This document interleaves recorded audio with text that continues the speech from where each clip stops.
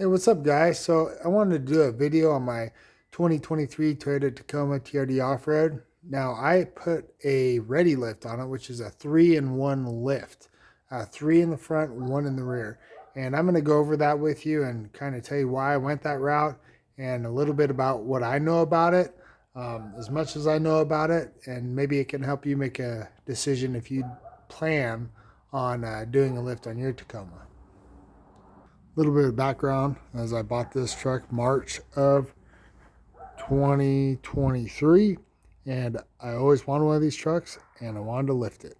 So I went with the Ready lift, and the Ready lift raised it up, three in the front, one in the rear. Now the reason that is because in the front, when you first get these trucks, the front is lower, the back is higher. Now the lift is a spacer lift. See right here, you can see that right there.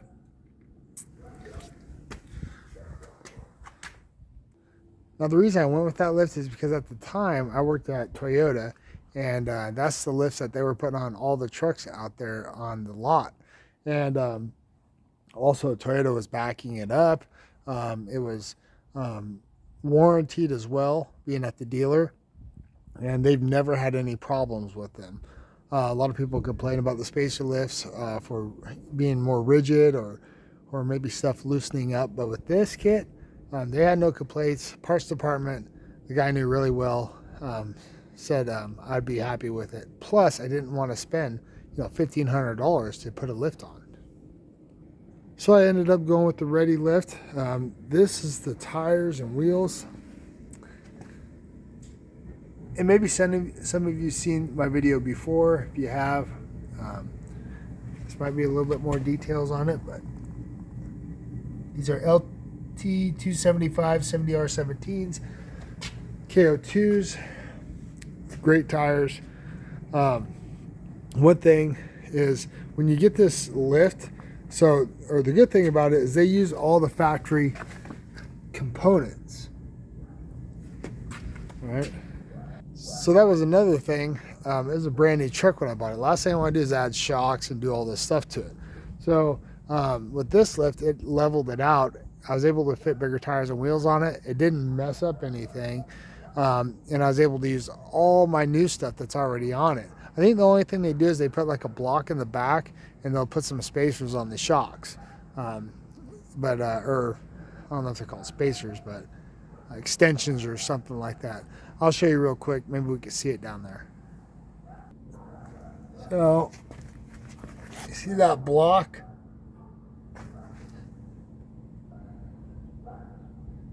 Right there, that 1-inch block.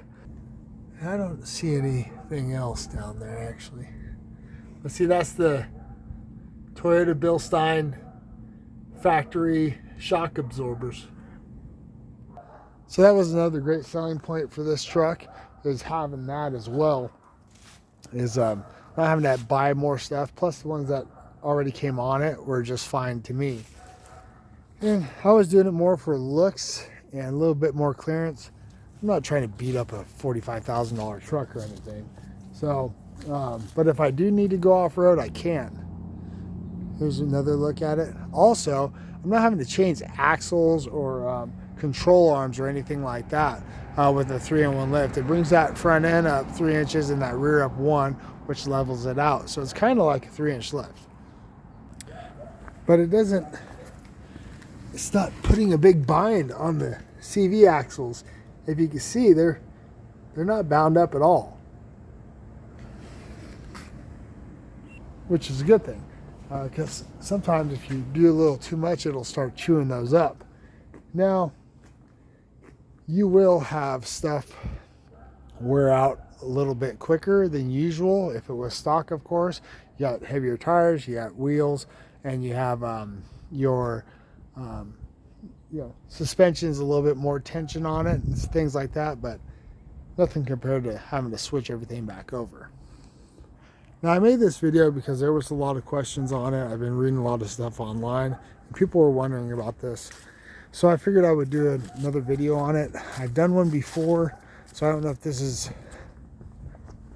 kind of redundant or not, but I wanted to make it more of a detail about it for people that are looking to buy, lift their truck just a little bit. This is the Ready lift, and like I said, I got it done at the dealer, and they swore by them, and Toyota was covering them, especially if they did them there. So that's why I went with that.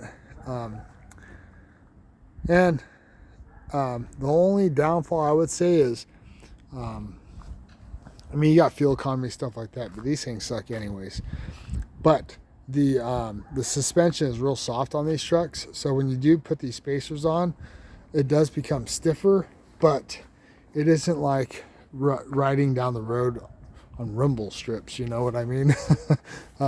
It's still comfortable enough that you could go and drive just fine, and you're not feeling like you made the biggest mistake in the world. So the Ready lift, I'd do it again.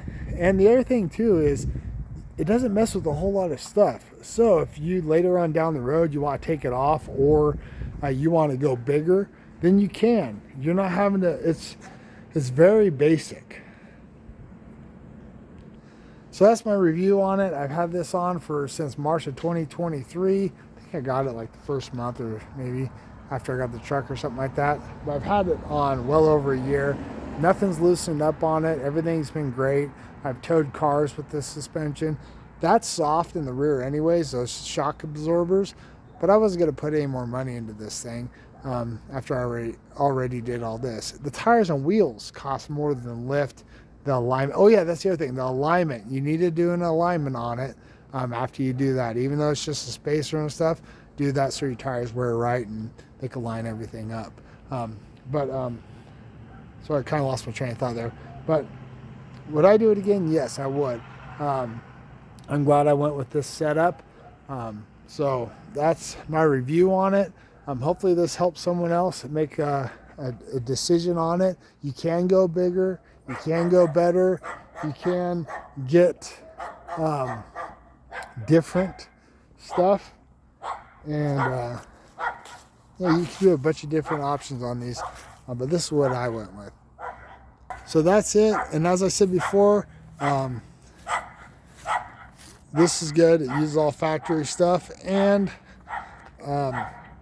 if you want, you can take it all off again, or you can make it bigger. So hopefully this helps someone. Thanks so much for watching. And as always, God bless.